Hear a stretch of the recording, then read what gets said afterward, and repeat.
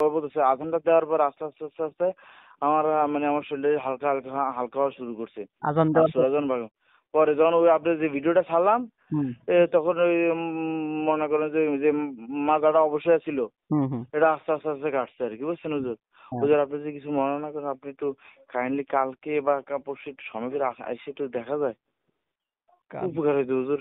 আচ্ছা। আমি তো আসলে 2-4 দিনের বেশি থাকবো না তো এখানে। আমি থাকা অবস্থায় একটা ইয়া করে তারপর যেতাম আর কি, কারণ এইভাবে কয়দিন আর চাকরি বাকরি না করিয়া। হ্যাঁ হ্যাঁ, আপনি টেনশন করেন না। আপনি এই তেলাওয়াত শোনালে, আপনি তো মানে সচক্ষে দেখলেন, তেলাওয়াত শোনাইলে ইনশাল্লাহ ওরা আর কিছু করতে পারবে না। এখন কি আর কোনো রকম খারাপ লাগতেছে নাকি? হাত পা কোনো অবশ বা ব্যথা বা ধরে রাখতে এরকম না লাগে? এখন ইয়া না, কিন্তু গলাটা হুজুর লাগে যে এখনো ওই যে কে জানি গলায় যে একটা ইট বাইন্দা গলায় ঝুলাই ছিল যেরকম বুকে আর হুম। গলায় যেরকম ব্যথা না এরকম ব্যথা হুজুর। এখনো লাগে আছে? যে কে জানি একটা গলায় হওয়া হওয়া ইট বাইন্দা দিছিল হুজুর। আচ্ছা, ওই তেলাওয়াত আর একটু চালান, ইনশাল্লাহ ঠিক হয়ে যাবে না, আর কোনো সমস্যা নেই।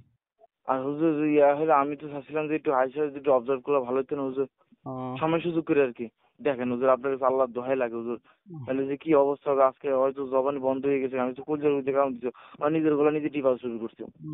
না না, সমস্যা নেই, আল্লাহর রহমতে দেখি। ঠিক আছে, আমি ইনশাল্লাহ কালকে দেখি আপনার জানাবো। কালকে একটু হুজুর আপনার আল্লাহর দোহাই লাগে হুজুর, আপনার দুটো ভাই ধরে হুজুর। কালকে জানাবেন না, সমস্যা নেই ইনশাল্লাহ। আচ্ছা হুজুর ঠিক আছে, কালকে আমি তো সবার ফোন দেবো হুজুর, একটু কষ্ট করে ইয়ে করে নাও। ভাই, মানে আপডেট আমার জানায়েন, রাত্রে কোনো সমস্যা হলে আমার জানায়েন।